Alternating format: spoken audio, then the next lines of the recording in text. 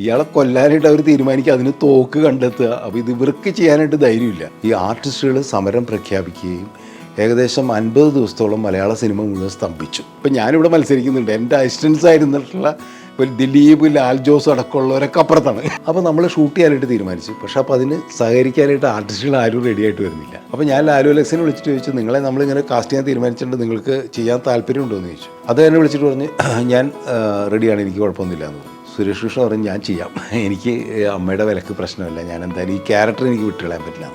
സ്കൈലൈൻ്റെ തന്നെ അപ്പാർട്ട്മെൻറ്റ്സൊക്കെ ഉണ്ട്, അന്ന് അവിടെയാണ് മമ്മൂക്ക താമസിക്കുന്നത്. എന്നാലും നമുക്ക് മമ്മൂക്കാനെ കാണാമെന്ന് പറഞ്ഞിട്ട് ഞങ്ങൾ 3 പേരും കൂടി മമ്മൂക്കാനെ കാണാൻ വേണ്ടി അവിടെ ചെല്ലുന്നു. ഓ, താൻ ഷൂട്ടിംഗ് തുടങ്ങണല്ലേ, അതൊക്കെ വളരെ മോശമായിപ്പോയി.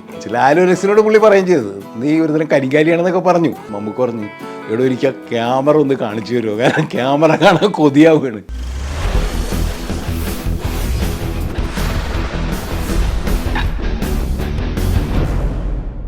നമസ്കാരം, എൻ്റെ സിനിമാ വിശേഷങ്ങളിലേക്ക് ഒരിക്കൽ കൂടി സ്വാഗതം. മഞ്ഞു പോലൊരു പെൺകുട്ടി എന്ന സിനിമ 2004 റിലീസ് ചെയ്യുന്നത്. എന്നെ സംബന്ധിച്ചോളം വളരെ പ്രത്യേകതകളുള്ള ഒരു സിനിമയാണ്.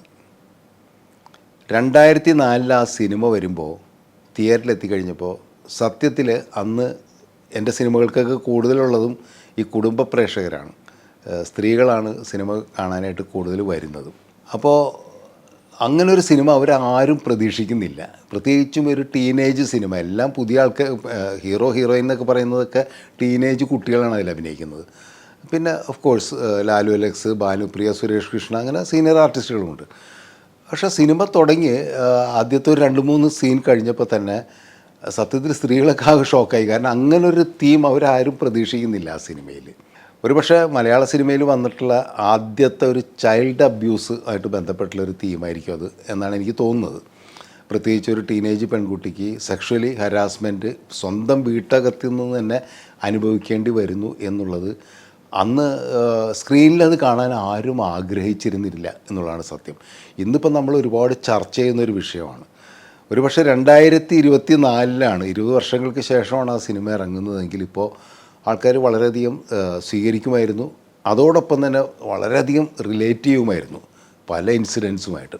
ഇപ്പോൾ നമ്മൾ ഏറ്റവും കൂടുതൽ ചർച്ച ചെയ്യുന്നൊരു കാര്യമല്ലേ, മിക്ക വീട്ടിലും ഇത് നടക്കുന്നുണ്ട്, റിലേറ്റീവ്സിൻ്റെ അടുത്തു നിന്നാണ് കുട്ടികൾക്ക് ഇത്തരം സെക്ഷൽ അബ്യൂസ് നടക്കുന്നതെന്നുള്ളത് എന്നും വാർത്തയും നമ്മുടെ സോഷ്യൽ മീഡിയയിലേക്ക് ഏറ്റവും കൂടുതൽ ചർച്ച ചെയ്യുന്നൊരു കാര്യമാണ്. അന്ന് പക്ഷേ ഇത്തരം കാര്യങ്ങളെ പൊതുവെ പബ്ലിക് ഹൈഡ് ചെയ്യാൻ ശ്രമിക്കുന്ന, അന്നും ഇത്തരം കാര്യങ്ങൾ വീടുകളിലൊക്കെ നടക്കുന്നുണ്ട്, പക്ഷേ എല്ലാവരും അത് ഹൈഡ് ചെയ്യാൻ ശ്രമിക്കുന്ന ഒരു കാലഘട്ടത്തിൽ സ്ക്രീനിൽ അത് കാണാം. ഈ ബിഗ് സ്ക്രീനിൽ സിനിമ കാണുമ്പോൾ ഉണ്ടാകുന്ന ഒരു ചെറിയ പ്രശ്നമുണ്ടല്ലോ, ഒരു പക്ഷേ OTT-ലൊന്നും ഒരു പ്രശ്നം ഉണ്ടാവില്ല.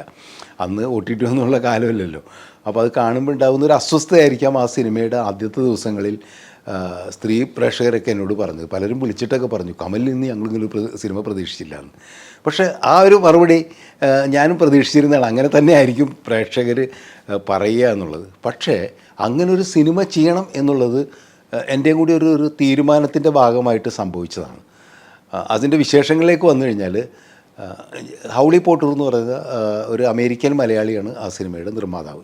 അദ്ദേഹം അതിനുശേഷം രാപ്പകൽ എന്ന് പറയുന്ന സിനിമ എടുത്തതിൻ്റെ തന്നെ അദ്ദേഹത്തിൻ്റെ ആദ്യത്തെ സിനിമയാണ്, ആദ്യത്തെ പ്രൊഡക്ഷനാണ് ഈ മഞ്ഞു പോലൊരു പെൺകുട്ടി.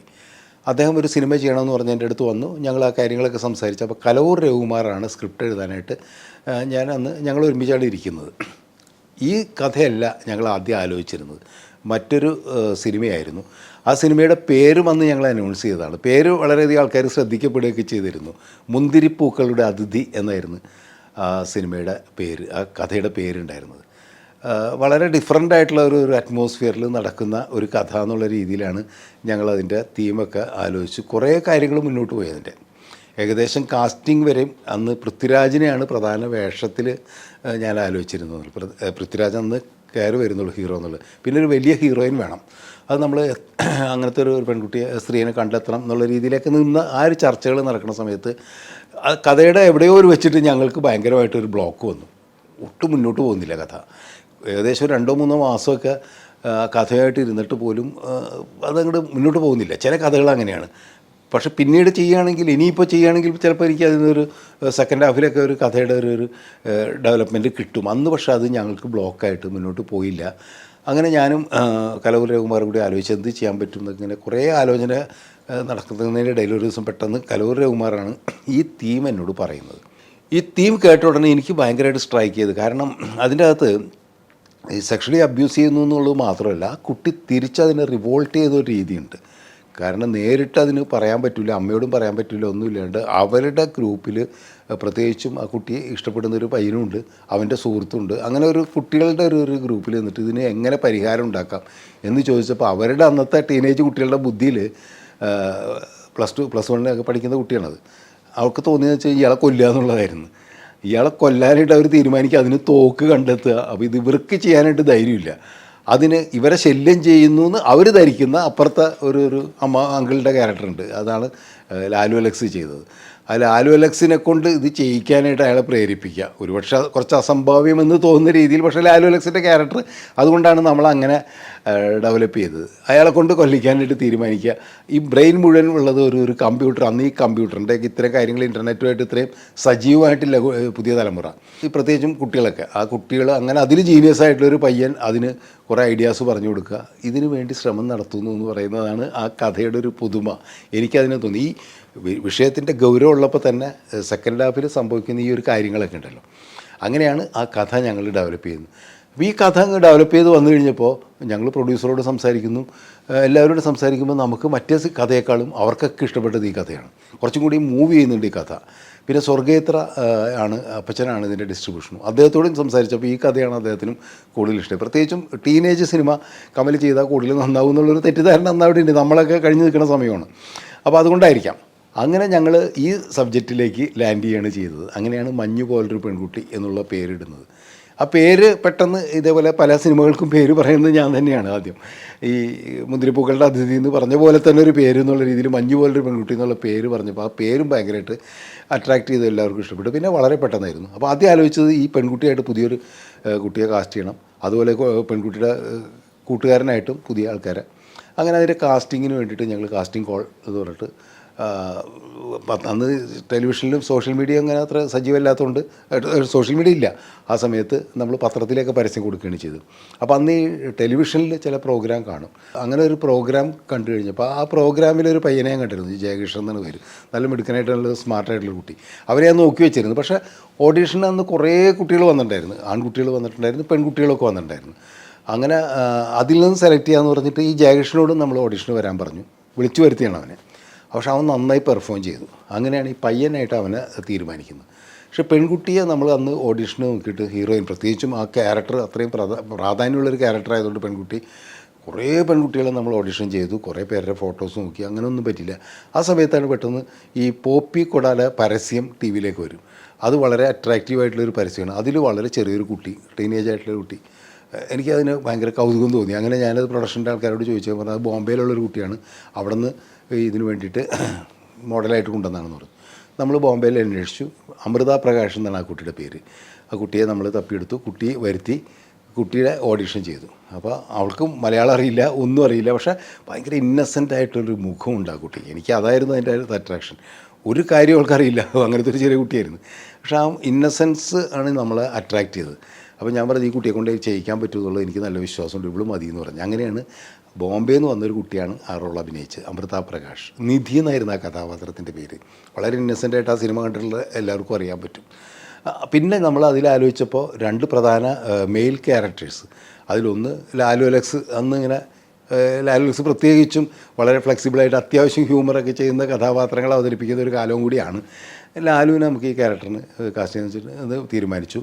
മറ്റേ ക്യാരക്ടർ തീരുമാനിച്ചിട്ടില്ല. അപ്പോൾ പ്രധാനപ്പെട്ട ഏതെങ്കിലും ഒരു ആർട്ടിസ്റ്റ് വേണമെന്നൊക്കെ ഇങ്ങനെ ആലോചിച്ചുകൊണ്ടിരിക്കുന്ന സമയത്താണ്, ആ സമയത്ത് പ്രൊഡ്യൂസേഴ്സ് അസോസിയേഷനും ഈ അമ്മ സംഘടനയും തമ്മിൽ ഏതോ ഒരു സ്റ്റേജ് ഷോ നടത്തുന്നവർ ഈ ടെലിവിഷന് കൊടുക്കുന്നതൊക്കെ ആയിട്ട് ബന്ധപ്പെട്ടിട്ട് അന്ന് ചില തർക്കങ്ങളൊക്കെ ഉണ്ടായിരുന്നു. അതിൻ്റെ ഭാഗമായിട്ട് ഈ ആർട്ടിസ്റ്റുകൾ സമരം പ്രഖ്യാപിക്കുകയും ഏകദേശം 50 ദിവസത്തോളം മലയാള സിനിമ മുഴുവൻ സ്തംഭിച്ചു. അപ്പോൾ നമ്മൾ പ്ലാൻ ചെയ്ത സമയത്താണ് ഈ സിനിമ ഷൂട്ടിങ്ങിന് താരങ്ങളാരും പങ്കെടുക്കരുതെന്നുള്ളൊരു തീരുമാനമെടുത്തു. ആ തീരുമാനത്തിനോട് മാക്ട എന്ന് പറയുന്ന സംഘടന, ഞങ്ങളുടെ അന്ന് ഫെഫ്ക രൂപീകൃതമായിട്ടില്ല, മാക്ട എന്ന് പറയുന്ന സംഘടനയ്ക്ക് ചില അഭിപ്രായ വ്യത്യാസങ്ങളും ഉണ്ടായിരുന്നു. പ്രൊഡ്യൂസേഴ്സിൻ്റെ കൂടെയാണ് നമ്മൾ നിൽക്കേണ്ടതെന്നുള്ള ടെക്നീഷ്യൻസ് അങ്ങനെ അവരുടെ ജനറൽ ബോഡി കൂടിയിട്ട് മാക്ടയുടെ ജനറൽ ബോഡി കൂടിയിട്ട് തീരുമാനിച്ചത് നമ്മൾ ആർട്ടിസ്റ്റുകളുടെ തീരുമാനത്തിൻ്റെ ഒപ്പമല്ല നിൽക്കേണ്ടത് പ്രൊഡ്യൂസേഴ്സ് അസോസിയേഷൻ്റെ ഒപ്പമാണ് നിൽക്കുന്നത്. അങ്ങനെ പ്രൊഡ്യൂസേഴ്സായിട്ടാണ് ഡയറക്ടേഴ്സിനും ടെക്നീഷ്യൻസിനും ഡയറക്റ്റ് കമ്മിറ്റ്മെൻറ്റ് എന്നുള്ള രീതിയിൽ മാക്ട പറഞ്ഞ് സിനിമ ഷൂട്ടിംഗ് നടത്തുന്നതുകൊണ്ട് കുഴപ്പമില്ല എന്നുള്ളത് തീരുമാനമെടുത്തു. അപ്പോൾ ഞങ്ങളും ആലോചിച്ച് തന്നാൽ പിന്നെ സിനിമ ഷൂട്ടിംഗ് നടത്തുക നമ്മളിപ്പോൾ എന്തിനാണ് അമ്മ സംഘടനയിൽ ഞാനൊന്നും മെമ്പറുമല്ല. അപ്പോൾ നമ്മൾ ഷൂട്ട് ചെയ്യാനായിട്ട് തീരുമാനിച്ചു. പക്ഷേ അപ്പോൾ അതിന് സഹകരിക്കാനായിട്ട് ആർട്ടിസ്റ്റുകൾ ആരും റെഡി ആയിട്ട് വരുന്നില്ല. അപ്പോൾ ഞാൻ ലാലു അലക്സിനെ വിളിച്ചിട്ട് ചോദിച്ചു, നിങ്ങളെ നമ്മളിങ്ങനെ കാസ്റ്റ് ചെയ്യാൻ തീരുമാനിച്ചിട്ടുണ്ട്, നിങ്ങൾക്ക് ചെയ്യാൻ താല്പര്യമുണ്ടോ എന്ന് ചോദിച്ചു. അതല്ല, നിങ്ങൾക്ക് ഇങ്ങനെ അമ്മയെന്ന് വിലക്കുണ്ടെങ്കിൽ വരണ്ടാന്ന് പറഞ്ഞു. അപ്പോൾ ലാലു പറഞ്ഞ് 2 ദിവസത്തിനുള്ളിൽ പറയാമെന്ന് പറഞ്ഞു. അത് എന്നെ വിളിച്ചിട്ട് പറഞ്ഞ് ഞാൻ റെഡിയാണ്, എനിക്ക് കുഴപ്പമൊന്നുമില്ല എന്ന് പറഞ്ഞു. അപ്പോൾ നമുക്ക് സമാധാനം. പിന്നെ മറ്റേ ക്യാരക്ടർ നമ്മൾ ആദ്യം ഉദ്ദേശിച്ചത് വേറെ ചില ആൾക്കാരാണ്, അവർ പറ്റില്ല എന്ന് പറഞ്ഞുകൊണ്ട് ഞാൻ പെട്ടെന്ന് എനിക്ക് സുരേഷ് കൃഷ്ണയാണ് എൻ്റെ മനസ്സിൽ വന്നത്. അപ്പോൾ സുരേഷ് കൃഷ്ണയായിട്ട് എനിക്ക് നല്ല പരിചയമുണ്ട്. പക്ഷേ സുരേഷ് കൃഷ്ണയാണെങ്കിൽ മറ്റ് ഞാൻ ആലോചിച്ച ക്യാരക്ടർ ആർട്ടിസ്റ്റുകളെക്കാളും നന്നാവുമെന്ന് എനിക്ക് തോന്നി. കാരണം അന്ന് ഒരുപാട് സിനിമകളിലൊന്നും സുരേഷ് കൃഷ്ണ വന്നിട്ടില്ല. എനിക്ക് തോന്നുന്നു 1-2 സിനിമയിൽ അഭിനയിച്ചിട്ടുണ്ടാവുമായിരിക്കും. പിന്നെ സീരിയലിൽ കണ്ടിട്ട് സ്ത്രീകൾക്കൊക്കെ നല്ല പരിചിതമായിട്ടുള്ളൊരു മുഖവും കൂടിയാണ് സുരേഷ്. വളരെ സോഫിസ്റ്റിക്കേറ്റഡ് ആയിട്ട് തോന്നുകയും ചെയ്യും. ടെലിവിഷനിലെ ഇമേജ് കുറച്ച് ഹെൽപ്പ് ചെയ്യുകയും ചെയ്യും തോന്നി. കാരണം വെച്ചാൽ ടെലിവിഷനിൽ ഇയാൾ ഒരു വില്ലനായിട്ടൊന്നുമല്ല, വളരെ നല്ല ക്യാരക്ടറൊക്കെയാണ് ചെയ്യുന്നത്. അപ്പോൾ അങ്ങനെ സുരേഷ് കൃഷ്ണയെ വിളിച്ചു കഴിഞ്ഞപ്പോൾ സുരേഷ് പറഞ്ഞ് ഇങ്ങനെ ഒരു വിലക്കും പ്രശ്നങ്ങളൊക്കെ ഉണ്ട്. ഞാൻ പറഞ്ഞു ഇതാണ് ക്യാരക്ടർ. അങ്ങനെ എന്നെ കാണാൻ വന്ന് ഞാൻ ക്യാരക്ടർ മുഴുവൻ പറഞ്ഞപ്പോൾ സുരേഷ് കൃഷ്ണ പറഞ്ഞു ഞാൻ ചെയ്യാം, എനിക്ക് അമ്മയുടെ വിലക്ക് പ്രശ്നമല്ല, ഞാൻ എന്തായാലും ഈ ക്യാരക്ടർ എനിക്ക് വിട്ടുകളയാൻ പറ്റില്ല എന്ന് പറയും. അങ്ങനെ ഞങ്ങൾ ഷൂട്ടിംഗ് തുടങ്ങി. സുരേഷ് കൃഷ്ണ വന്നു. സത്യത്തിൽ അത് വലിയ എതിർപ്പുകൾക്കൊക്കെ ഇടയാക്കി. കാരണം ഞങ്ങൾ അമ്മയുടെ ഒരു തീരുമാനത്തിനെതിരെ സിനിമ ചെയ്യാനായിട്ട് ഞാൻ തീരുമാനിച്ചു എന്നുള്ള രീതിയിലും, പിന്നെ അതേസമയം തന്നെ വിനയനപ്പോൾ ഒരു പടം പൃഥ്വിരാജിനെ വെച്ചിട്ട് സത്യം എന്ന് പറഞ്ഞ പടം ചെയ്യാനായിട്ട് അദ്ദേഹം തയ്യാറായിട്ട് പ്രൊഡ്യൂസേഴ്സും ഒക്കെ ആയിട്ട് അങ്ങനെ പോയി. ഇങ്ങനെ ഒരു സിറ്റുവേഷൻ ഉണ്ടായി കഴിഞ്ഞപ്പോൾ തീർച്ചയായിട്ടും അമ്മയുടെ ഭാഗത്തുനിന്ന് നമുക്കൊക്കെ ഒരു എതിർപ്പുണ്ടായിരുന്നു. പക്ഷേ ഞങ്ങൾ അത് മൈൻഡ് ചെയ്തില്ല. കാരണം നമ്മളെ സംബന്ധിച്ചോളം ഞാൻ അമ്മയിൽ മെമ്പറല്ലാത്തതുകൊണ്ട് എനിക്കത് ബാധകമല്ല എന്നുള്ള രീതിയിൽ ഞങ്ങൾ ഷൂട്ടിംഗ് തുടങ്ങി. ഞങ്ങൾ എറണാകുളത്തുള്ള സ്കൈലൈൻ ഒരു ഫ്ലാറ്റിലാണ് ഇതിൻ്റെ ഷൂട്ടിംഗ്. ഞങ്ങളവിടെ സെറ്റൊക്കെ ഇട്ട് ഷൂട്ട് ചെയ്യുമ്പോൾ അതിൻ്റെ നേരെ മുമ്പിൽ സ്കൈലൈൻ്റെ തന്നെ അപ്പാർട്ട്മെൻറ്റ്സൊക്കെ ഉണ്ട്. അന്ന് അവിടെയാണ് മമ്മൂട്ടി താമസിക്കുന്ന അന്ന് അവിടെയാണ്. പനമ്പള്ളി നഗറിന് മുമ്പാണ് അദ്ദേഹം താമസിച്ചിരുന്ന സ്ഥലം. അപ്പോൾ സെറ്റ് ഇട്ടുകൊണ്ടിരിക്കുന്ന സമയത്തൊക്കെ ഞാൻ കാണാനൊക്കെ ആയിട്ട് പല പ്രാവശ്യം പോയി. അപ്പോൾ എനിക്കറിയാം നമുക്ക് അവിടെ താമസിക്കണം, ഞാനവിടെ പോയിട്ടുള്ളതാണ്. അപ്പോൾ ഷൂട്ടിംഗ് തുടങ്ങണം അന്ന് രാവിലെ ലാലു അലക്സ് വന്നു. ഞങ്ങളൊക്കെ ഉണ്ട്, സുകുമാറാണ് ക്യാമറ. അപ്പോൾ ആൻറ്റോ ജോസഫാണ് അതിൻ്റെ പ്രൊഡക്ഷൻ കൺട്രോളർ. അപ്പോൾ ആൻറ്റോ പറഞ്ഞു മമ്മൂക്ക അവിടെ ഉണ്ട്, മമ്മൂക്കോടൊന്ന് പറയണം. ഞാൻ പറഞ്ഞു പറയണം, എനിക്ക് പക്ഷേ പേടിയാണ് മമ്മൂക്ക എങ്ങനെ റിയാക്ട് ചെയ്യുമെന്ന് നമുക്ക് പറയാൻ പറ്റില്ല. കാരണം ഇങ്ങനെ അവർ സമരത്തിലാണല്ലോ, അവർ ഷൂട്ടിങ്ങൊന്നും ഇല്ലല്ലോ. എന്നാലും നമുക്ക് മമ്മൂക്കാനെ കാണാമെന്ന് പറഞ്ഞിട്ട് ഞങ്ങൾ 3 പേരും കൂടി മമ്മൂക്കാനെ കാണാൻ വേണ്ടി അവിടെ ചെല്ലുന്നു. മമ്മൂക്ക് വരാൻ പറഞ്ഞിരുന്നു, നിങ്ങൾ ഷൂട്ടിംഗ് തുടങ്ങിയില്ല എന്ന് പറഞ്ഞിട്ട് തമാശയൊക്കെ പറഞ്ഞിട്ട് മമ്മൂക്ക് പറഞ്ഞ് എവിടെ എനിക്ക് ക്യാമറ ഒന്ന് കാണിച്ചു തരുമോ, കാരണം ക്യാമറ കാണാൻ കൊതിയാവുകയാണ്. സ്റ്റാർട്ടും കട്ടുമൊക്കെ മറന്നുപോയി, ഷൂട്ടിംഗ് ഇല്ലാണ്ട് ഞാൻ 19 ദിവസം അതിൻ്റെ അകത്ത് ഇരിക്കുകയാണ്. ഞാനൊന്ന് അങ്ങോട്ട് വന്നിട്ട് എൻ്റെ മുമ്പിൽ നിന്നിട്ട് താനൊന്ന് വെറുതെ സ്റ്റാർട്ട് ആക്ഷൻ എന്നൊക്കെ പറയാമെന്ന് പറഞ്ഞു. കാരണം അഭിനയിക്കാൻ കൊതിയായിട്ട് കാത്തിരിക്കുകയാണെന്ന് പറഞ്ഞ് പുള്ളി അതിനെ തമാശയായിട്ട് എടുത്ത്. ഞാൻ പറഞ്ഞു മമ്മൂക്ക ഞങ്ങളിങ്ങനെ പെട്ടിരിക്കുകയാണ്, ഇങ്ങനെ സമരമൊക്കെ നടക്കുമ്പോൾ ഇതുമായിട്ട് ഒരു ബന്ധമില്ല, അതിൽ ഞാൻ ഭാഗവാക്കല്ല, അതിന് ഞാൻ അഭിപ്രായം പറയില്ല. നിങ്ങൾ ഷൂട്ട് ചെയ്യുക അതൊക്കെ നിങ്ങളുടെ ഇഷ്ടം, പക്ഷേ ക്യാമറ കാണാൻ എനിക്ക് കൊതിയാവുന്നത് എൻ്റെ പ്രശ്നമാണെന്ന് പറഞ്ഞിട്ട് നമുക്ക് കുറേ ചിരിച്ചു. അപ്പം ഞാൻ സത്യത്തിൽ ഭയങ്കര റിലാക്സ്ഡ് ആയി. കാരണം സത്യത്തിൽ ഞാൻ പ്രതീക്ഷിച്ചത് വീട്ടിലേക്ക് കയറി വരുമ്പോൾ നമുക്ക് പറയും താൻ ഷൂട്ടിംഗ് തുടങ്ങണല്ലേ, അതൊക്കെ വളരെ മോശമായിപ്പോയി. ലാലു അലക്സിനൊക്കെ നാല് തെറി പറയുന്നൊക്കെ വിചാരിച്ചു. ലാലു അലക്സിനോട് പുള്ളി പറയുകയും ചെയ്തത് നീ ഒരു തരം കരിങ്കാലിയാണെന്നൊക്കെ പറഞ്ഞു. അതൊക്കെ ആ വഴിക്ക് നടന്നു. പക്ഷെ എന്നാൽ പോലും ഞങ്ങളെ പുള്ളി പ്രോത്സാഹിപ്പിച്ചു എന്നുള്ളതാണ്. എന്തായാലും സിനിമ ചെയ്യുക എന്നുള്ളത് നമ്മുടെയൊക്കെ ആവശ്യമാണ്, അത് ചെയ്യുക, അത് നന്നായി എന്ന് പറഞ്ഞിട്ട് അത് സത്യത്തിൽ വലിയൊരു പ്രചോദനമാണ്. ചിലപ്പോൾ നമുക്ക് എന്താ പറയുക, ചില കാര്യങ്ങൾ അങ്ങനെയാണല്ലോ, അവർ പ്രതീക്ഷിച്ചിട്ടുണ്ടാവില്ല, ചിലപ്പോൾ ഇത് നമുക്ക് ഓർക്കണമെങ്കിലും ഉണ്ടാവില്ല. ഇപ്പോൾ പക്ഷേ എനിക്കത് വലിയൊരു ധൈര്യമായി. കാരണം എന്താ വെച്ച് കഴിഞ്ഞിട്ടുണ്ടെങ്കിൽ നമ്മളിപ്പോൾ ആരെയും വെല്ലുവിളിച്ചിട്ടോ അല്ലെങ്കിൽ അമ്മ എന്ന സംഘടനയ്ക്ക് എതിരായിട്ട് ഞാനൊന്നും ചെയ്യല്ല. പക്ഷേ എന്നാൽ പോലും ഒരു സപ്പോർട്ടില്ല എന്നുള്ളൊരു തോന്നൽ എനിക്കുണ്ടായിരുന്നു. ഓഫ് കോഴ്സ് പ്രൊഡ്യൂസേഴ്സും അസോസിയേഷനും മാക്ടൊക്കെ സപ്പോർട്ട് ഉണ്ടായിരുന്നു കേട്ടോ നമുക്ക്. എങ്കിൽ പോലും അങ്ങനൊരു ഇതിലാണ് ഷൂട്ടിംഗ് തുടങ്ങുന്നത്. അപ്പോൾ ഈ നിധി എന്ന് പറയുന്ന പെൺകുട്ടിയുടെ അമ്മയായിട്ട് അഭിനയിക്കുന്നത് ഭാനുപ്രിയയാണ്. അപ്പോൾ ഈ പറഞ്ഞ മാതിരി ഇവിടുത്തെ സ്ത്രീകളാരും നമ്മളന്ന് ആലോചിച്ചിട്ടില്ല. എൻ്റെ മനസ്സിൽ ഭാനുപ്രിയയായിരുന്നു. ഞാൻ ഭാനുപ്രിയെ വിളിക്കുന്നു. അപ്പോൾ അതിന് മുമ്പ് അഴകിയരാളിൽ ഭാനുപ്രിയ അഭിനയിച്ചിട്ടുള്ളതുകൊണ്ട് ആ ബന്ധമുണ്ട്. അവർ വരുന്നു. അപ്പോൾ അമ്മയായിട്ട് അഭിനയിക്കാൻ ആദ്യം അവർക്കൊരു ചെറിയ താല്പര്യക്കുറവുണ്ടായിരുന്നു. കാരണം അവർ അപ്പോഴും നായികയായിട്ടൊക്കെ പലയിടങ്ങളിലൊക്കെ അഭിനയിക്കുന്നതാണ്. പക്ഷേ ഞാൻ പറഞ്ഞു ഇങ്ങനത്തെ ഒരു ക്യാരക്ടറാണെന്നൊക്കെ പറഞ്ഞപ്പോൾ അവർ വളരെ സന്തോഷപൂർവ്വം വന്നു. അതിൻ്റെ മ്യൂസിക് അപ്പോൾ ഞാനതിനു മുമ്പ് മോഹൻ സിത്താരയും വിദ്യാസാഗറൊക്കെ അങ്ങനെ അവരുടെ കോമ്പിനേഷനിലാണ് പാട്ടുകളൊക്കെ ചെയ്തുകൊണ്ടിരിക്കുന്നത്. പക്ഷെ അതിൽ നിന്നൊന്ന് മാറ്റി പിടിക്കണമെന്ന് വെച്ചിട്ട് അൽഫോൻസ് ആയിരുന്നു അതിൻ്റെ മ്യൂസിക് ചെയ്തത്. എന്നെ സംബന്ധിച്ചോളം അൽഫോൻസ് ഞാനും കൂടി ചെയ്തിട്ടില്ല, ആദ്യത്തെയും പിന്നെ പടം ചെയ്തിട്ടുമില്ല. അൽഫോൻസ് ആയിരുന്നു മ്യൂസിക്കും, RR ഒക്കെ അദ്ദേഹമായിരുന്നു. വളരെ ഡിഫറൻ്റായിട്ട് അദ്ദേഹം ചെയ്ത ഒരു മ്യൂസിക്കും കാര്യങ്ങളൊക്കെ ആയിരുന്നു. ഇതിൻ്റെ ഷൂട്ടിംഗ് തുടങ്ങി ഒരു ഫ്ലാറ്റിൽ തന്നെയാണ് കൂടുതൽ സംഭവങ്ങളൊക്കെ നടക്കുന്നത്. അതിൻ്റെ ഷൂട്ടിംഗ് നടന്നുകൊണ്ടിരിക്കുന്ന സമയത്ത് പ്രൊഡ്യൂസർ വന്നിട്ട് പറയുന്നത്, കമലിൻ്റെ സ്വപ്നക്കൂട് ഷൂട്ട് ചെയ്തത് പുറത്തല്ലേ, അപ്പോൾ നമുക്കിതിൽ പാട്ട് വിദേശത്ത് എവിടെയെങ്കിലും ഷൂട്ട് ചെയ്യാൻ പറ്റുമോ? അപ്പോൾ ഞാൻ പറഞ്ഞു നമുക്ക് അങ്ങനെ ചെയ്യേണ്ട കാര്യമില്ല, കാരണം അത്രയും ഒരു ബഡ്ജറ്റിൽ അത്രയും കോസ്റ്റിൽ ഒരു സിനിമയെ ആക്കി മാറ്റേണ്ട കാര്യമില്ല. പക്ഷേ പ്രൊഡ്യൂസർക്ക് താല്പര്യമുണ്ടെങ്കിൽ നമുക്ക് 2 പാട്ട് അവിടെ ഷൂട്ട് ചെയ്യാമെന്ന് പറഞ്ഞു. അങ്ങനെ പാരീസിലാണ് ഞങ്ങൾ സോങ് എടുത്തത്. അപ്പോൾ പ്രൊഡ്യൂസർ പറഞ്ഞു പാരീസിൽ പുള്ളിക്ക് എന്തൊക്കെ കണക്ഷനൊക്കെ ഉണ്ട്, നമുക്ക് അവിടെ അറേഞ്ച് ചെയ്യാൻ പറ്റുകയാണെങ്കിൽ നമുക്ക് പറ്റുമെന്ന് പറഞ്ഞു. ഓഫ് കോഴ്സ് നമ്മൾ ഈ ഷൂട്ടിംഗ് കംപ്ലീറ്റ് കഴിഞ്ഞിട്ട് പാരീസിൽ നമ്മൾ ഇതിൻ്റെ പാട്ടെടുക്കാനായിട്ട് തീരുമാനിച്ചു. ഈ പാട്ടെടുക്കാനായിട്ട് തീരുമാനിച്ച് ഞങ്ങൾ പാരീസിൽ പോകുന്നു. പോകാനായിട്ട് ഞാൻ തീരുമാനിച്ച സമയത്താണ് വേറൊരു പ്രശ്നം നടക്കുന്നത്. അപ്പോഴേക്കും ഈ അമ്മയും പ്രൊഡ്യൂസേഴ്സും തമ്മിലുള്ള സമരം ഒത്തുതീർപ്പായി. പക്ഷേ ആ സമരം ഒത്തുതീർപ്പായെങ്കിലും ഈ കുറേ മുറിവുകളുണ്ടായിരുന്നു. അതിൽ പലർക്കും പല പ്രശ്നങ്ങളുണ്ടായിരുന്നു. പ്രത്യേകിച്ച് മാക്ട എന്ന് പറയുന്ന സംഘടനയിൽ മാക്ട കുറേ പേര് ആർട്ടിസ്റ്റുകളുടെ കൂടെ നിൽക്കണമെന്ന് പറയുകയും ബാക്കിയുള്ളൊരു പ്രൊഡ്യൂസേഴ്സിൻ്റെ കൂടെ നിൽക്കണമെന്ന് പറയുകയും ചെയ്യുന്ന ഒരു സിറ്റുവേഷൻ അവിടെ ജനറൽ ബോഡി തന്നെ ഉണ്ടായിരുന്നു. പിന്നീട് അതിന് ശേഷം കൂടി എക്സിക്യൂട്ടീവ് കമ്മിറ്റിയിലും മാക്ടയുടെ അനൗദ്യോഗിക ഇതിലൊക്കെ മാക്ട മെമ്പേഴ്സിൻ്റെ ഇടയിൽ ഈ പ്രശ്നം ഉണ്ടായിരുന്നു. അങ്ങനെ ഇരിക്കുന്ന സമയത്താണ് മാക്ടയുടെ എലക്ഷൻ വരുന്നത്. ഈ എലക്ഷന് 2 ഗ്രൂപ്പായിട്ട് മത്സരിക്കാനായിട്ട് തീരുമാനിച്ചു. സ്വാഭാവികമായിട്ടും, കാരണം വെച്ചാൽ പ്രൊഡ്യൂസേഴ്സിൻ്റെ കൂടെ നിൽക്കാൻ തീരുമാനിച്ച ആൾക്കാരും ആർട്ടിസ്റ്റുകളുടെ കൂടെ നിൽക്കാൻ തീരുമാനിച്ച ആൾക്കാരും തമ്മിൽ, അതിൽ എല്ലാം പ്രമുഖരായിട്ടുള്ള സംവിധായകരും പ്രമുഖരായിട്ടുള്ള സിനിമ ടെക്നീഷ്യൻസും ഒക്കെയാണ്. അപ്പോൾ ഇത് ആര് മത്സരിക്കും എന്നുള്ളൊരു ഇത് വന്നു കഴിഞ്ഞപ്പോൾ ഈ പ്രൊഡ്യൂസേഴ്സിൻ്റെ കൂടെ നിൽക്കാൻ തീരുമാനിച്ച ഇതിൽ സിബി മലയിലിനെ ചെയർമാനാക്കാനായിട്ട് അവരൊക്കെ തീരുമാനിച്ചു. ഇവരെല്ലാവരും കൂടി എൻ്റെ അടുത്ത് വന്നിട്ട് പറഞ്ഞു കമൽ ജനറൽ സെക്രട്ടറി ആയിട്ട് മത്സരിക്കണം എന്ന് പറഞ്ഞു. സിബി ചെയർമാൻ ആവുകയാണെങ്കിൽ കമൽ ജനറൽ സെക്രട്ടറി ആയിട്ട് മത്സരിക്കണം എന്ന് പറഞ്ഞു. അപ്പോൾ ആദ്യം ഞാനൊന്നും പഠിച്ചു, കാരണം ഇങ്ങനെയുള്ള മത്സരങ്ങൾക്കൊക്കെ പോകാനൊരു ചെറിയൊരു മടിയുണ്ടായിരുന്നു. പക്ഷേ ആ പ്രത്യേക സാഹചര്യത്തിൽ ഞാൻ റെഡി എന്ന് പറയുകയും ചെയ്തു. കാരണം നമുക്കും അങ്ങനെ ഒരു തീരുമാനത്തിലേക്ക് പോകേണ്ടതുണ്ട്, കാരണം മാക്ടയുടെ റിയൽ ഇതെന്താണെന്ന് കാണിക്കാൻ വേണ്ടിയിട്ട്. അങ്ങനെ ഞാൻ ജനറൽ സെക്രട്ടറി, സിബി ചെയർമാനായിട്ട് തീരുമാനിച്ചു. അപ്പുറത്ത് മത്സരിക്കുന്നതാണ് തമാശ. ലോഹിദാസാണ് ചെയർമാനായിട്ട് അപ്പുറത്ത് മത്സരിക്കുന്നത്. കാരണം സിബിയുടെ ഏറ്റവും അടുത്ത സുഹൃത്തായിട്ടുള്ള ലോഹിദാസാണ് സിബിക്കെതിരെ മത്സരിക്കുന്നത്. അതുപോലെ വേണ്ടപ്പെട്ടവർ മലയാള സിനിമയിലെ ക്രീം ഡയറക്ടേഴ്സ് എല്ലാവരും അപ്പുറത്താണ്. ഞങ്ങൾ ആദ്യം ഒന്ന് വരണ്ടു പോയി, കാരണം എല്ലാവരും അപ്പുറത്താണ്. നമുക്ക് വളരെ വേണ്ടപ്പെട്ട, ഞാൻ പേര് പറയുന്നില്ല, എല്ലാവരും അപ്പുറത്താണ്. ഇപ്പുറത്ത് ഞങ്ങൾ, പിന്നെ നമുക്കും കുറേ ആൾക്കാരുണ്ടായിരുന്നു നമ്മുടെ ഗ്രൂപ്പിലും ഉണ്ടായിരുന്നു. പക്ഷേ എന്നാലും ഇത്രയും ക്രീമായിട്ടുള്ള ആൾക്കാരും ആർട്ടിസ്റ്റുകൾക്ക് ഏറ്റവും വേണ്ടപ്പെട്ട ആൾക്കാരുമായിട്ടുള്ളവരില്ല. മത്സരം ഭയങ്കര വാശിയായിരുന്നു. എന്താ പറയുക, അന്ന് ടെലിവിഷനിൽ ലൈവായിട്ട് കാണിച്ചു എന്നുള്ളതാണ്, അത് ഏഷ്യാനെറ്റിലൊക്കെ. കാരണം അത്രയും ഈ വോട്ടെണ്ണലൊക്കെ അത്രയും ഇതായിട്ട് നടന്ന സമയത്ത് എല്ലാവരും വിചാരിച്ച് അവർ ജയിക്കുള്ളൂ എന്നുള്ളതാണ്. ഞങ്ങളും അങ്ങനെ തന്നെ ധരിച്ചത്. കാരണം എന്ന് വെച്ച് കഴിഞ്ഞിട്ടുണ്ടെങ്കിൽ എല്ലാവരും സപ്പോർട്ട് ചെയ്യുന്ന ആർട്ടിസ്റ്റുകളൊക്കെ സപ്പോർട്ട് ചെയ്യുന്നത്, അതിലിപ്പോൾ ഞാനതും കൂടി തുറന്നു പറയാം. ഇപ്പം ഞാനിവിടെ മത്സരിക്കുന്നുണ്ട്, എൻ്റെ അസിസ്റ്റൻസ് ആയിരുന്നിട്ടുള്ള ഇപ്പോൾ ദിലീപ്, ലാൽ ജോസ് അടക്കമുള്ളവരൊക്കെ അപ്പുറത്താണ്, നമുക്കെതിരായിട്ടാണ്. അങ്ങനത്തെ ഒരു സിറ്റുവേഷനിലാണ്. കാരണം ഈ ഒരു ഇലക്ഷൻ വരുമ്പോഴും അതിൻ്റെ അകത്ത് ബന്ധങ്ങളൊന്നുമില്ലല്ലോ. അപ്പോൾ എൻ്റെ മിക്കവാറും അസിസ്റ്റൻസൊക്കെ ഇതാണ്. ഞാനിത് പറഞ്ഞു വന്നത്, ഞാൻ നോമിനേഷനൊക്കെ കൊടുത്ത് ഇത് തുടങ്ങുന്ന സമയത്താണ് ഈ ഷൂട്ടിങ്ങിന് പോകേണ്ടത്, ഈ സോങ് എടുക്കാനായിട്ട് പാരീസിൽ പോകേണ്ടത്. എനിക്കത് പോയേ പറ്റൂ, കാരണം അത് ഡേറ്റ് മാറ്റാനും പറ്റില്ല ഈ ഇലക്ഷന് വേണ്ടി. അപ്പോൾ ഞാൻ സിബിയോടൊക്കെ ആദ്യമേ പറഞ്ഞിട്ടുണ്ടായിരുന്നു ഞാൻ അവിടെ പോവാണ്. ഞങ്ങൾ പോവുകയും ചെയ്തു. ഞാനും സുഖവും ക്യാമറാമാൻ സുകുമാറും കൂടി ഞങ്ങൾ അവിടെ പോയി. ഇവിടെ ഇലക്ഷൻ പ്രചരണത്തിനൊക്കെ സിബി ഇടക്കിടക്ക് എന്നെ ഫോൺ ചെയ്യും, കമലില്ല എന്ത് ചെയ്യുമെന്നൊക്കെ ചോദിക്കും. പക്ഷെ എനിക്ക് വരാനും നിർത്തില്ല.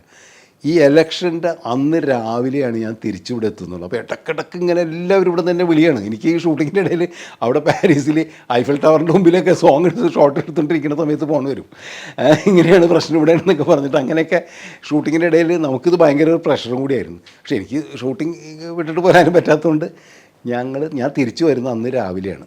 അപ്പോൾ ഞാൻ വരുമോ എന്നൊക്കെ ഒരു ടെൻഷനും സിബിക്കൊക്കെ ഉണ്ടായിരുന്നു. പക്ഷേ നേരെ പോകുന്നത് ഈ പറയുന്ന ജനറൽ ബോഡിക്കും അത് കഴിഞ്ഞിട്ടുള്ള ഇലക്ഷനുമാണ് ഞാൻ മാക്ടയുടെ ഇതിന് പോകുന്നത്. പക്ഷേ വൈകുന്നേരം വോട്ട് എണ്ണിക്കഴിഞ്ഞപ്പോൾ ഞങ്ങൾ വൻ ഭൂരിപക്ഷത്തിൽ ജയിച്ചു എന്നുള്ളതാണ്. അത് ആരും, ഞാനും സിബി പ്രതീക്ഷിച്ചിട്ടില്ല, അവരും പ്രതീക്ഷിച്ചിട്ടില്ല. കാരണം അത്രയും പ്രമുഖരാണ് അതിൽ നിൽക്കുന്നത്. എല്ലാ സംവിധായകരും എക്സിക്യൂട്ടീവ് കമ്മിറ്റിയിലുണ്ട്, വലിയ പ്രമുഖരായിട്ടുള്ള സംവിധായകരെല്ലാവരും അവരുടെ. പക്ഷെ അവർ തോൽക്കുകയും ഞങ്ങൾ ജയിക്കുകയും ചെയ്തപ്പോൾ ഞങ്ങൾ എന്താണെന്നുള്ളത് എല്ലാവരും അത്ഭുതപ്പെട്ടു. കാരണം പിന്നെ നോക്കിക്കഴിഞ്ഞപ്പോൾ ഈ സാധാരണ ടെക്നീഷ്യൻസ് ഒരുപാട് പേര് ഇതിൽ മെമ്പേഴ്സ് ഉണ്ട്. ഈ സാധാരണ ടെക്നീഷ്യൻസ് എല്ലാവരും ഞങ്ങൾക്കാണ് വോട്ട് ചെയ്തത്. കാരണം അവരെ സംബന്ധിച്ചോളം അവർക്ക് പ്രൊഡ്യൂസേഴ്സിൻ്റെ കൂടെ നിൽക്കാൻ പറ്റുള്ളൂ എന്നുള്ളൊരു ധാരണ അവരുടെ മനസ്സിലുണ്ടായിരുന്നു. ഇത് നമ്മുടെ എല്ലാവരുടെയും ഒരു കാൽക്കുലേഷൻ തെറ്റിച്ചൊരു സംഭവമായിരുന്നു. അങ്ങനെ വളരെ നല്ല ഭൂരിപക്ഷത്തിലൂടെ ഞങ്ങൾ ജയിച്ചു എന്നുള്ളതും കൂടി ഇതിനോട് അനുബന്ധമായിട്ട് ഞങ്ങൾ പറയുന്ന കഥയാണ്. അതിനുശേഷം ആ ഒരു സംഭവങ്ങൾ, പക്ഷേ ഈ മത്സരം നടക്കുന്ന സമയത്താണ് ഇതിൻ്റെ ഇതുമായിട്ട് ബന്ധപ്പെട്ടിട്ടാണ് ഇത് ട്രേഡ് യൂണിയൻ ആക്കണം മാക്ട എന്ന് പറയുന്നത്. അന്ന് കൾച്ചറൽ ഓർഗനൈസേഷനായിരുന്നു. ഇതൊരു ട്രേഡ് യൂണിയൻ ആക്കണം എന്നുള്ളൊരു തീരുമാനം വരികയും ആ തീരുമാനത്തിൻ്റെ അടിസ്ഥാനത്തിൽ അങ്ങനെ ഒരു തീരുമാനം ഞങ്ങൾ ജയിച്ചു കഴിഞ്ഞാൽ ഞങ്ങളത് നടപ്പിലാക്കും എന്നുള്ള രീതിയിലൊരു തെരഞ്ഞെടുപ്പ് വാഗ്ദാനമാണല്ലോ. അപ്പോൾ ആ രീതിയിലേക്ക് നമ്മളത് പറയുകയൊക്കെ ചെയ്തിരുന്നത്. ഇതൊക്കെ ആ മാനിഫെസ്റ്റോയൊക്കെ അടിച്ചിറക്കിയപ്പോൾ അതൊക്കെ ഉണ്ടായിരുന്നു. അത് കഴിഞ്ഞിട്ട് ഞാനും സിബിയും ജയിച്ചു കഴിഞ്ഞ് ഞങ്ങളുടെ ആദ്യത്തെ ജനറൽ ബോഡിയിൽ എടുത്ത തീരുമാനം തന്നെ അതായിരുന്നു, ഇത് ട്രേഡ് യൂണിയൻ ആക്കാനാണ്. അന്ന് ജോൺ പോളും കെ ജി ജോർജ് സാറൊക്കെ ഉള്ള സമയമാണ്. ജോർജ് സാറൊക്കെയാണ് അതിന് വേണ്ടിയിട്ട് നിന്നിരുന്നത്. അങ്ങനെയാണ് മാക്ട ഫെഡറേഷൻ എന്നുള്ള ട്രേഡ് യൂണിയൻ ആവുന്നതും അതിന് തുടർന്നുണ്ടായ ചില പ്രശ്നങ്ങളുടെ ഭാഗമായിട്ടാണ് ഫെഫ്ക ഉണ്ടാകുന്നത്. ഫെഫ്ക എന്ന് പറയുന്ന സംഘടന രൂപീകൃതമാകുന്നത് അങ്ങനെയാണ്. അപ്പോൾ മഞ്ഞുമലയെ കുറിച്ച് ആദ്യം ഞാൻ ആലോചിക്കുമ്പോൾ മലയാള സിനിമയിലുണ്ടായിരുന്ന ഈ സമരകാലത്തെക്കുറിച്ചും കൂടി ആലോചിക്കുന്നു എന്ന് മാത്രമേ ഉള്ളൂ. അത് സിനിമയായിട്ട് ഡയറക്റ്റ് ബന്ധമില്ലെങ്കിൽ പോലും ഇതിൻ്റെ കൂട്ടത്തിൽ ഞാൻ പറഞ്ഞു പോകുന്നൊരു കാര്യമാണ്. മഞ്ഞുപോലൊരു പെൺകുട്ടി എന്നെ സംബന്ധിച്ചോളം എൻ്റെ പ്രിയപ്പെട്ട സിനിമകളിൽ ഒന്നായിട്ട് ഞാൻ കണക്കാക്കുന്നതിന് ഒരു കാരണം എന്ന് പറഞ്ഞാൽ അതിൻ്റെ ഞാൻ ആദ്യം പറഞ്ഞ പോലെ അതിൻ്റെ തീം തന്നെയാണ്. അത് വലിയൊരു സാമ്പത്തിക വിജയമൊന്നും ആയിരുന്നില്ല. അതുകൊണ്ട് തന്നെ എനിക്കതിൻ്റെ അകത്തൊരു വിഷമം ഉണ്ടായിരുന്നില്ല. പ്രൊഡ്യൂസർക്കും വലിയ പ്രശ്നം ഉണ്ടായിരുന്നില്ല. അദ്ദേഹം പറഞ്ഞ് എനിക്കൊരു നല്ല സിനിമയാണ് ഞാൻ പ്രതീക്ഷിച്ചത്, അത് കിട്ടിയിട്ടുണ്ട്. ഇത് കുറേ കാലം കഴിഞ്ഞ് കഴിഞ്ഞാൽ ജനങ്ങൾ ഈ സിനിമയെക്കുറിച്ച് സംസാരിക്കും എന്ന് നമ്മളൊക്കെ തന്നെ അന്ന് പറഞ്ഞിരുന്നു. അതിപ്പോൾ സത്യമായി വരികയാണ്. ഇപ്പോൾ ഒരുപാട് പേര് എൻ്റെ അടുത്ത് ഈ ഇങ്ങനെയുള്ള പല സെക്ഷൽ അബ്യൂസും കാര്യങ്ങളൊക്കെ നടക്കുന്ന സമയത്ത് പലരും വിളിച്ച് പറയാറുണ്ട്, ഇത് കമൽ അന്ന് സിനിമ ചെയ്ത് ഇന്നായിരുന്നു ചെയ്യേണ്ടായിരുന്നു എന്ന് പറയാറുണ്ട്. മറ്റൊരു അനുഭവം കൂടി പറഞ്ഞിട്ട് ഞാനിത് അവസാനിപ്പിക്കാം. ഇത് നാഷണൽ അവാർഡിന് അയച്ചു. പെരുമഴക്കാലവും ഇതേ വർഷം തന്നെയാണ് ഞാൻ ചെയ്തത്. 2004 തന്നെയാണ് പെരുമഴക്കാലവും മഞ്ഞുപോലൊരു പെൺകുട്ടിയും ഒരേ വർഷമായിരുന്നു. 2 പടവും നാഷണൽ അവാർഡിന് അയച്ചു. 2ഉം സ്ത്രീകൾക്ക് പ്രാധാന്യമുള്ളൊരു സിനിമയാണ്. അന്നത്തെ ജൂറി ഈ 2 സിനിമയും കണ്ട് അവർക്ക് 2 പടങ്ങളും ഭയങ്കരമായിട്ട് ഇഷ്ടപ്പെട്ടു. പക്ഷേ പെരുമഴക്കാലത്തിനാണ് അവർ അവാർഡ് കൊടുത്തത്. അങ്ങനെ ഞാൻ നാഷണൽ അവാർഡ് വാങ്ങിക്കാൻ വേണ്ടി, പെരുമഴക്കാലത്തിൻ്റെ നാഷണൽ അവാർഡ് വാങ്ങിക്കാൻ വേണ്ടി ഡൽഹി ചെന്ന് കഴിഞ്ഞപ്പോൾ ആ ജൂറി ചെയർമാൻ, ഞങ്ങളിങ്ങനെ ഈ ഇത് തുടങ്ങുന്നതിന് മുമ്പ് എല്ലാവരും കൂടി ഒരു ഇൻട്രാക്ഷൻ ഉണ്ടായിരുന്നു. കണ്ടു കഴിഞ്ഞ് ജൂറി ചെയർമാൻ വന്ന് പരിചയപ്പെട്ടു.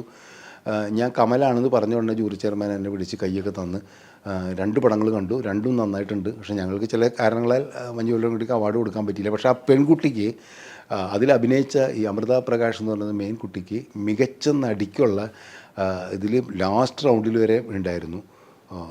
ഞാനത് പ്രത്യേകിച്ച് നോട്ട് ചെയ്തിട്ട്, പക്ഷേ ചില കാരണം ഒരു ബംഗാളി നടിക്കണം മികച്ച നടിക്കുള്ള അവാർഡ് കൊടുത്തത് ലാസ്റ്റ് ജൂറിയിൽ എന്താണ് കാര്യം എന്ന് എനിക്കറിയില്ല. പക്ഷേ അല്ലെങ്കിൽ ഈ അമൃത പ്രകാശ് എന്നുള്ള കുട്ടിക്ക് മികച്ച നടിക്കുള്ള നാഷണൽ അവാർഡ് കിട്ടേണ്ടതായിരുന്നു എന്നുള്ളതാണ്. പക്ഷേ ജൂറി ചെയർമാൻ അന്ന് ജൂറിയുടെ ചെയർമാൻ്റെ ഇതുണ്ടല്ലോ, സൈറ്റേഷൻ ഉണ്ട്, ജൂറിയുടെ ഫൈൻഡിങ്സ് അവർ വായിക്കും, ജൂറി ചെയർമാൻ വായിക്കണം. ആ ജൂറി ചെയർമാൻ വായിച്ചതിൽ അദ്ദേഹം എടുത്തു പറഞ്ഞു എന്നുള്ളതാണ്. മഞ്ഞുപോലൊരു കുട്ടിയിൽ ഈ അമൃത പ്രകാശ് എന്നുള്ള കുട്ടിയുടെ അഭിനയം ജൂറി പരാമർശിച്ചതാണെന്ന് അദ്ദേഹം എടുത്തു പറഞ്ഞു. അത് എനിക്ക് ഭയങ്കര ഇതല്ല. ഇത് ഇറങ്ങിക്കഴിഞ്ഞപ്പോൾ ഒരു ജൂറി മെമ്പർ എൻ്റെ അടുത്ത് വന്നിട്ട് പറഞ്ഞ് എനിക്ക് പെരുമഴക്കാലത്തേക്കാളും ഇഷ്ടപ്പെട്ട സിനിമ മഞ്ഞുപോലൊരു കുട്ടിയാണ് എന്ന് അദ്ദേഹത്തിൻ്റെ അഭിപ്രായം. അദ്ദേഹം ഒരു ബംഗാളിയാണ് എന്നൊക്കെ പറഞ്ഞിട്ട് അദ്ദേഹം പിന്നീട് എന്നെ നിരന്തരമായിട്ട് ഇടയ്ക്ക് വിളിക്കുകയും മഞ്ഞുപോലൊരു കുട്ടിയുടെ ഇത് കാസറ്റ് വേണമെന്ന് പറഞ്ഞാൽ അന്ന് കാസറ്റാണല്ലോ, അദ്ദേഹം അത് വാങ്ങിക്കുകയും അദ്ദേഹത്തിൻ്റെ ഒരു ഫ്രണ്ട് ബംഗാളിയിൽ ഇത് റീമേക്ക് ചെയ്തു എന്നുള്ളതാണ്. അങ്ങനെ ഒരു സംഭവം ഉണ്ടായി. ഇത് തെലുങ്കിൽ ഡബ് ചെയ്തു. ഈ പടം തെലുങ്കിൽ ഡബ് ചെയ്തിട്ട് ഭയങ്കരമായിട്ട് ചർച്ച ചെയ്യപ്പെട്ടു എന്നുള്ളതാണ് അന്ന് ആ സിനിമ തെലുങ്കിൽ. ഇങ്ങനെയൊക്കെയുള്ള സംഭവങ്ങൾ ആ സിനിമയായിട്ട് ബന്ധപ്പെട്ടിട്ടുണ്ട്. പക്ഷേ അന്നത്തെ ഒരു മലയാളിയുടെ ഒരു ഹിപ്പോക്രസിയുടെ ഭാഗമായിട്ട് ഇത്തരം കാര്യങ്ങൾ പറയാനും സംസാരിക്കാനും ഇഷ്ടമില്ലാത്തതുകൊണ്ട് തന്നെ നമ്മളൊന്നും ഈ സിനിമ അന്ന് ചർച്ച ചെയ്തിട്ടില്ല. ഈ ബുദ്ധിജീവി സർക്കിളിലൊന്നും അധികം ചർച്ച ചെയ്യപ്പെടാതെ പോയ ഒരു സിനിമയും കൂടിയാണ് മഞ്ഞുപോലൊരു പെൺകുട്ടി എന്നുള്ളതാണ് ഞാൻ എടുത്തു പറയുന്നത്. ലാലു അലക്സിന് പക്ഷേ മികച്ച സഹനടനുള്ള സംസ്ഥാന അവാർഡ് കിട്ടിയെന്നുള്ളതാണ്.